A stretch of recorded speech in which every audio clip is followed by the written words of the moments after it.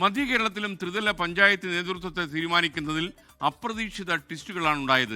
പുതിയ സഖ്യങ്ങളും രൂപപ്പെട്ടു. ആലപ്പുഴ പുളിങ്കുന്ന് പഞ്ചായത്തിൽ പ്രസിഡന്റ് തെരഞ്ഞെടുപ്പ് സമയത്ത് UDF അംഗം LDFിലെത്തി UDF മോഹങ്ങളെ അട്ടിമറിച്ചു കളഞ്ഞു. 2020 UDF സഖ്യമുണ്ടായത് കൊച്ചി വടവുകേട് പഞ്ചായത്തിലാണ്. പാർലം പഞ്ചായത്തിൽ BJPക്ക് ഉണ്ടായത് അട്ടിമറി വിജയം. അങ്ങനെ മധ്യ കേരളത്തിലും കണ്ടത് ഇന്ന് നാടകീയ സംഭവങ്ങൾ. വിപിൻ സി വിജയൻ കൊച്ചിയിൽ നിന്ന് വിവരങ്ങളുമായി തത്സമയം ചേരുന്നു. പറയൂ വിജയൻ.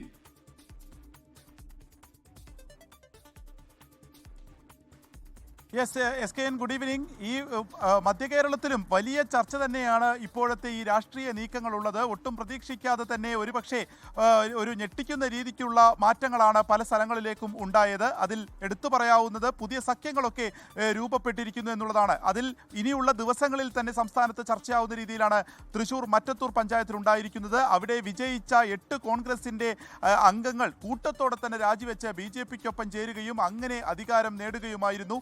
ഇതിനോടകം തന്നെ ചർച്ചയായിട്ടുണ്ട്. അതിൽ 2 പേരെ DCCയുടെ സെക്രട്ടറി ഉൾപ്പെടെയുള്ള 2 പേരെ ഇപ്പോൾ കോൺഗ്രസ് നേതൃത്വം സസ്പെൻഡ് ചെയ്തിരിക്കുകയാണ്. പക്ഷേ അത് വരും ദിവസങ്ങളിലും അങ്ങനെ ഒരു കോൺഗ്രസ് BJP സഖ്യം എന്നുള്ള ചർച്ചയ്ക്ക് വഴിമരുന്നിട്ടിരിക്കുന്നു എന്നുള്ളതാണ്. പിന്നീട് ചൊവ്വാനൂർ പഞ്ചായത്തിലേക്ക് വന്നാലാണ്. കുന്നംകുളം ചൊവ്വാനൂർ പഞ്ചായത്തിൽ 2 SDPIയുടെ അംഗങ്ങൾ വിജയിച്ചിരുന്നു. ഇവരുടെ പിന്തുണ UDFിനാണ് ലഭിച്ചത്. ആ ഒരു പിന്തുണ പിൻവലിക്കണം എന്നുള്ളത് കോൺഗ്രസിന്റെ നേതൃത്വം പറഞ്ഞിരുന്നു. കാരണം SDPI, BJP, CPM ഇവരുമായിട്ടുള്ളൊരു സഖ്യം വേണ്ടതില്ല എന്നുള്ളതായിരുന്നു KPCCയുടെ ഒരു നിർദ്ദേശം ഉണ്ടായിരുന്നത്.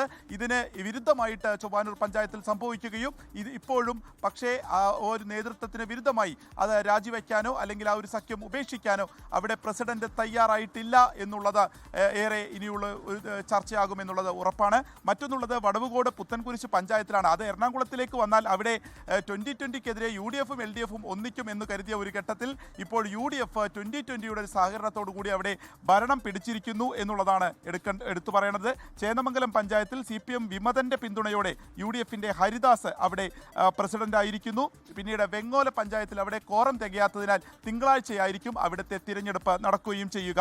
ആലപ്പുഴയിൽ എടുത്തു പറയേണ്ടത് UDFിനെ ഞെട്ടിച്ചത് പുളിങ്കുന്ന് പഞ്ചായത്തിലുള്ള ട്വിസ്റ്റായിരുന്നു. SK നേരത്തെ പറഞ്ഞതുപോലെ തന്നെ 16 അംഗങ്ങളാണ് ഈ പഞ്ചായത്തിലുള്ളത്. അവിടെ LDFിനേക്കാൾ ഒരു സീറ്റ് കൂടുതൽ നേടി UDF ഭരണം ഉറപ്പിച്ചിരിക്കുന്ന ഒരു ഘട്ടത്തിലാണ് UDFിന്റെ അംഗം കൂറുമാറി LDFിലേക്ക് എത്തുകയും അപ്പോൾ തന്നെ പ്രസിഡന്റായി തെരഞ്ഞെടുക്കുകയും ചെയ്തിരിക്കുന്നത്.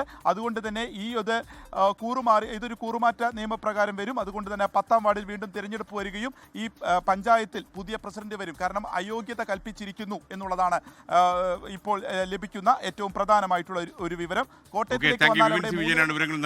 ലോകത്തെവിടെയായാലും ഏത് സമയത്തും 24 വാർത്തകളും ഓഗ്മെന്റഡ് റിയാലിറ്റി പാക്കേജുകളും എക്സ്പ്ലെയിനറുകളും വിശദമായി കാണാൻ ഞങ്ങളുടെ YouTube ചാനൽ നിങ്ങൾക്ക് സബ്സ്ക്രൈബ് ചെയ്യാം.